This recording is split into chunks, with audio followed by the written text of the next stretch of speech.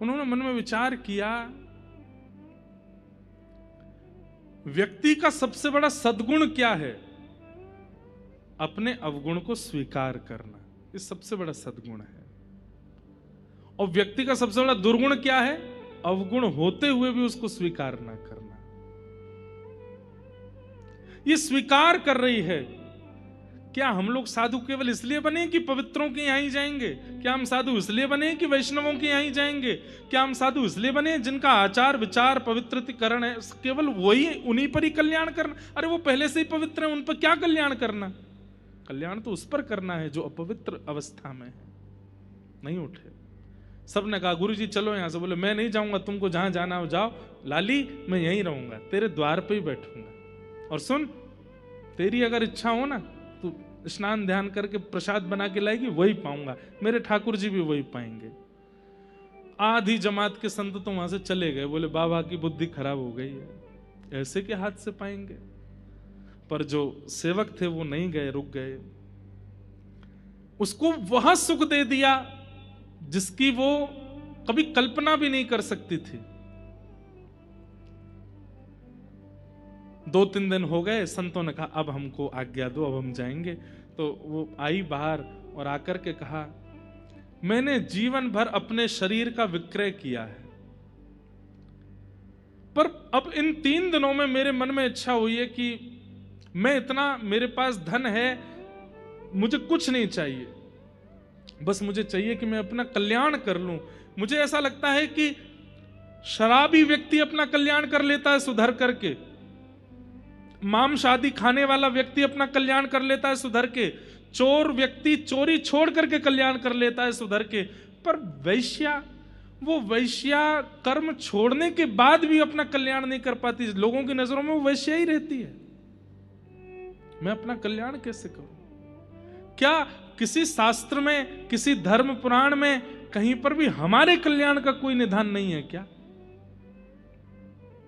संत के नेत्रों में पानी आ गया। बोले कि कैसी बात कर रहे हैं? अरे नहीं बिटिया, तुम्हारे कल्याण का भी निधान है, सबके कल्याण। ठाकुर जी सबको इसीलिए भेजते हैं दुनिया में कि सब उनको प्राप्त कर सके। तुम्हारा भी अधिकार है। मैं क्या करूं? तो संत ने कहा मैं ऐसी बात बोलूंगा सुन करके तुम चौंक सकती हो, लेकिन तुम कर सको तो करना। बोले बता दीजिए। बोले 1 से लेकर के आज तक तुमने जितना धन कमाया है सब ठाकुर जी को अर्पित कर दो, एक भी अपने पास मत रखो। एक भी रुपया, एक भी स्वर्ण, एक भी चांदी को, जो भी है तुम्हारे पास में, एक वस्तु भी अपने पास मत रखो, सब ठाकुर जी को अर्पित कर दो। इसी वक्त तुरंत गई, जाकर के अपना जितना धन सामग्री सब इकट्ठा करके लाई, बक्सा में, परातों में, जो जो उसके पास था सब ला करके महापुरुष के सामने रख दिया। ये सब है मेरा, एक भी नहीं। अब घर भी मेरे पास, ये भी मैं साधु महात्माओं को दे दूंगी, कुछ नहीं बचेगा मेरे पास में।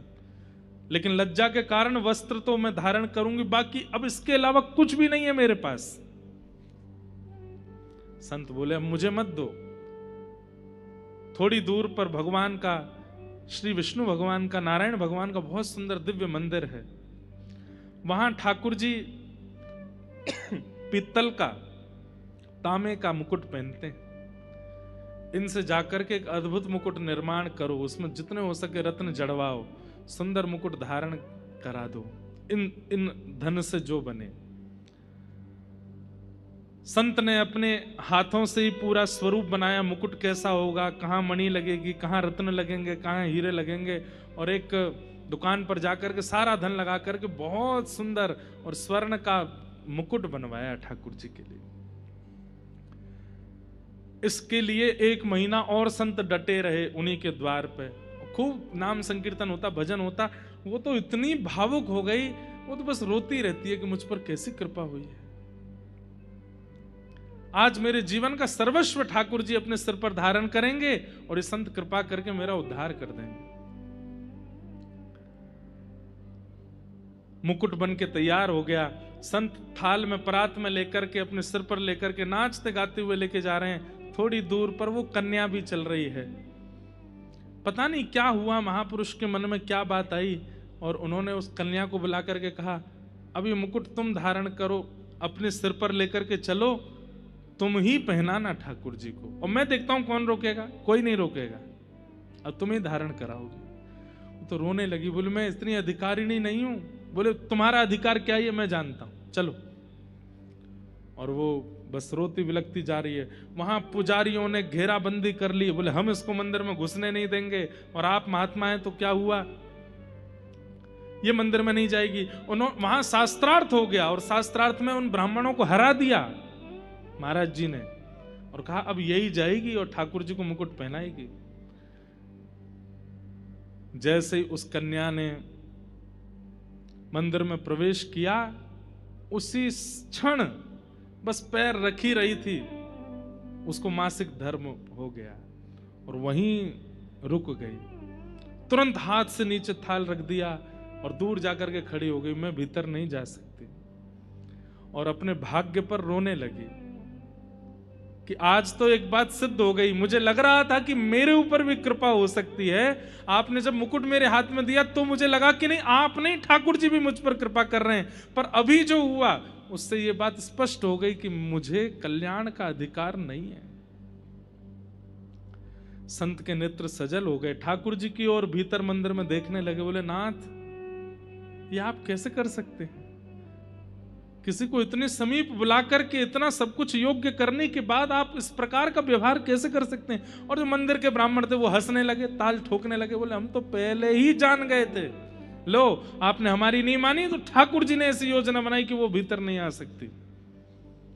इतने में ही गड़गड़ करके बादल गरजने लगे, आकाश में बिजली कड़कने लगी। और तभी क्या देखते हैं कि मंदिर के गर्भगृह से साक्षात शंख चक्र गदा पद्मधारी नारायण बोलते हैं, ऐसी परम भागवत ये कन्या आई है।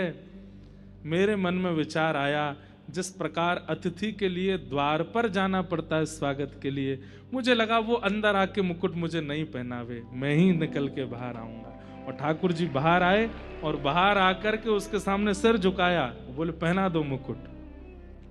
उस अवस्था में ठाकुर जी के प्रत्यक्ष दर्शन हुए और अपने हाथ से उसने मुकुट धारण कराया। और मुकुट धारण करते ही ठाकुर जी मंदिर में विराजमान हो गए और उस कन्या ने वहीं प्राण त्याग दिए, ठाकुर जी में विलीन हो गई। भक्ति का स्वरूप क्या है भैया? वो अंतिम क्षण में भी अगर प्रकट हो जाएगी ना, भक्ति का एक बहुत बढ़िया स्वरूप सुन लीजिए। अगर भक्ति पूर्ण रूपेण पवित्र अवस्था में आपके चित्त में आ गई ना, तो आपने अपने 40 साल क्या किया है, भक्ति सबको समाप्त कर देती है।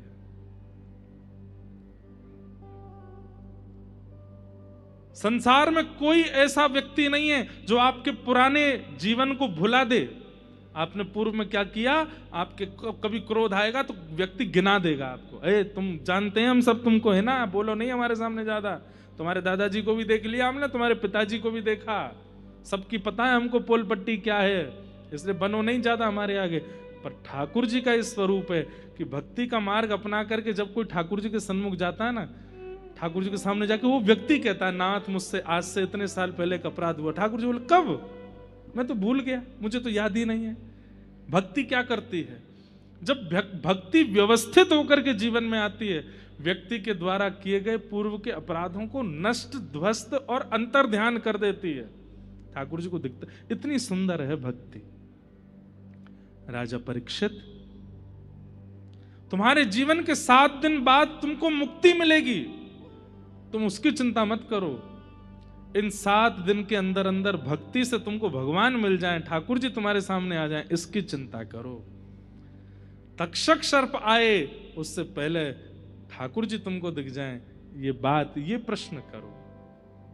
तब कहा कि भगवान अब मुझे भक्ति का मार्ग बताओ। बोले भक्ति का मार्ग तो श्रीमद् भागवत से ही प्रशस्त होगा। और यहां से अब श्री शुकाचार्य जी महाराज परीक्षित को भागवत की कथा सुनाते हैं, भागवत जी का मार्ग बताते हैं। आगे सृष्टि का प्रसंग सुनाया, विदुर और मैत्रेय मुनि का संवाद सुनाया, कपिल देवभूति संवाद सुनाने लगे। अब कपिल देवभूति संवाद में देवभूति माता प्रश्न करती हैं, कपिल भगवान उत्तर देते हैं। यहां से कथा का क्रम हम कल से सुनेंगे। बहुत सुंदर भाव है। श्री कपिल भगवान विराजमान हैं और देवभूति मैया बैठ करके उनसे प्रश्न कर रही हैं। और कल बंधुओं कथा में नंदोत्सव होगा। देख भाग्यनगर वालों के कुछ ज्यादा ही भाग्य हैं। पहले दिन गणेश जी के जन्मोत्सव मनाए गए, दूसरे दिन ऋषि पंचमी बनाई गई, तीसरे दिन बलभद्र जी और ललिता जी का जन्मोत्सव मनाया गया, कल ठाकुर जी का जन्मोत्सव मनाया जाएगा, परसों किशोरी जी का जन्मोत्सव मनाया जाएगा। भाग्यनगर वालों के कुछ ज्यादा ही भाग्य हैं, इसलिए चूकिएगा नहीं। कल बड़े प्रेम और भाव से पीले पीले वस्त्र पहन करके आइएगा और परसों सवेरे सफेद पहन के आइएगा। पीले करने की जिम्मेवारी हमारी है। एक बात बताएं आपको, हमारे यहाँ नंदोत्सव और राधाष्टमी पर पीले वस्त्र नहीं पहनते। बोले पहन के तो सब अलग अलग वस्त्र गए, पर उत्सव में ऐसा दधी कानो भयो कि सबरे पीरे ही पीरे गए। तब से उन वस्त्रों को संभाल करके रखा ब्रजवासियों ने, और फिर जब जब कृष्ण जन्माष्टमी आती वही वस्त्र पहनते, तो तब से प्रचलन हो गया पीले ही पहन के आओ। तो परसों राधाष्टमी हो गया। अब हम उम्मीद तो रखे हैं कि खूब जोर से करेंगे, अब होगी कैसी है तो किशोरी जी जाने। आप लोग उसको करिएगा, खूब आनंद से करवाइएगा। किशोरी जी का जन्मोत्सव हम लोग भाव से मनाएंगे। कल पीले पीले वस्त्र पहन के आइएगा और सुंदर भाई लोग हो सके तो पगड़ी बांध के आना, माताएं बहनें सुंदर अपना श्रृंगार करके आना, गोपी बन के आई हो, ग्वाला बन के आई हो। और कल बड़े प्रेम और भाव से नंद घर आनंद भयो जय कन्हैया लाल की खूब भाव से हम लोग आनंद करेंगे, उत्सव मनाएंगे। सब सुख सागर रूप उजागर रहे वृंदावन धाम। सब सुख सागर रूप उजागर रहे वृंदावन धाम। हाँ प्यारो रहे वृंदावन धाम, प्यारो रहे वृंदावन धाम। हे रूप गोस्वामी प्रकट कियो जहाँ, गोस्वामी प्रकट कियो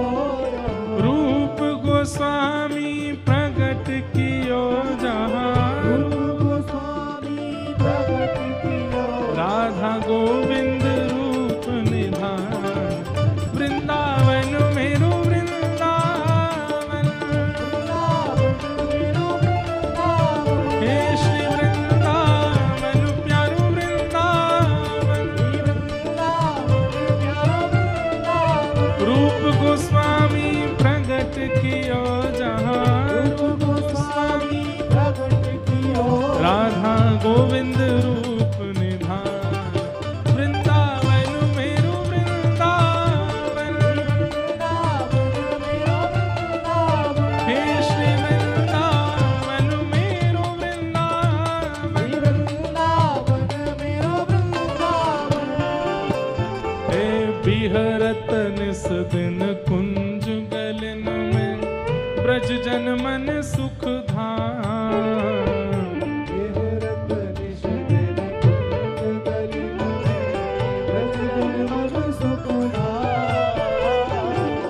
बिहरत निस दिन कुंज गलन में, ब्रज जन मन सुख धाम। बिहरत निस दिन कुंज गलन में, ब्रज जन मन सुख धाम।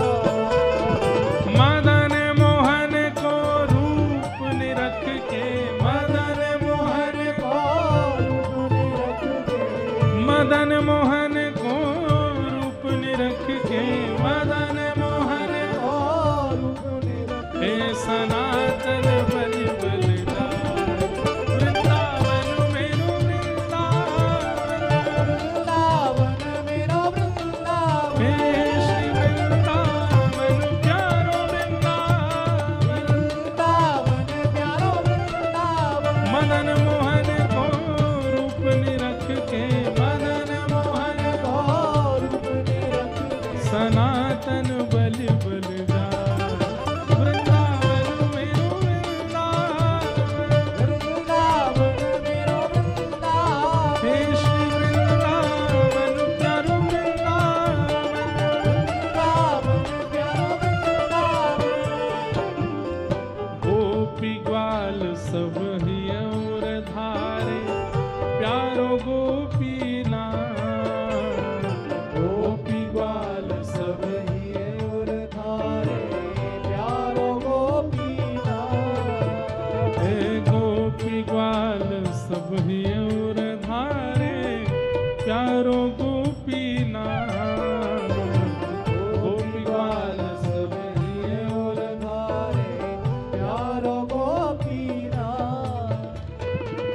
मधु पंडित जिन कंठ लगायो, मधु पंडित जिन कंठ लगायो, और है रही जय जयकार वृंदावन मेरो वृंदावन, हे श्री वृंदावन प्यारो वृंदावन, मधु पंडित जिन कंठ लगायो, और है रही जय जयकार वृंदावन मेरो वृंदावन, हे श्री वृंदावन मेरो वृंदावन। हो जय राधे राधे, श्री राधे राधे, ओ विश्वभानु दुलारी, श्री कृष्ण पियारी, बरसाने वारी, पति भोरी भारी, जय राधे राधे, श्री राधे राधे, जय राधे राधे, श्री राधे राधे, हरि भक्त पियारी, श्री कृष्ण पियारी, बरसाने वारी, विश्वभानु दुलारी, जय राधे राधे, श्री राधे राधे, जय राधे राधे, श्री राधे राधे, जय जय श्री राम, जय जय श्री राम, जय जय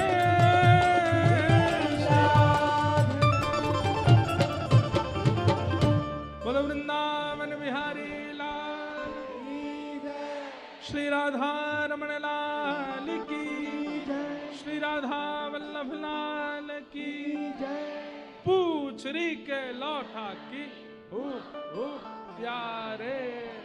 क्या बात है बंशुवारे, खाटू नरेश की जय। आज की कथा को यहाँ विराम। बंधुओं, हम तो देखो समय से ही आना चाहते हैं, पर हम इतनी दूर रुके हैं और हैदराबाद में इतना ट्रैफिक लगता है, इसलिए हम थोड़े विलम्ब हो जाते हैं। पर कल हम हर हाल में 4 साढ़े 4 आ ही जाएंगे। जय हो।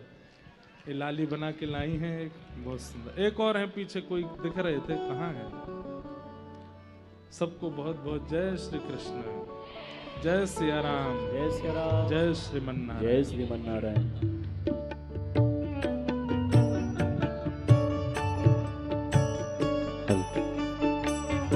श्री राधे, श्री राधे, राधे श्री राधे, राधे श्री राधे, राधे। बोले गिरधर लाल की, खाटू नरेश की। जय हो। आज गुरुदेव के पावन सानिध्य में आज हमारे बीच में बहुत से प्रभु भक्त प्रभु के चरणों में उपस्थित हुए हैं। आज हमारे बीच में जिनके सानिध्य में पूरी कथा हो रही है, आदरणीय परम आदरणीय श्री प्रताप सिंह जी चौहान उपस्थित हुए खाटू धाम से।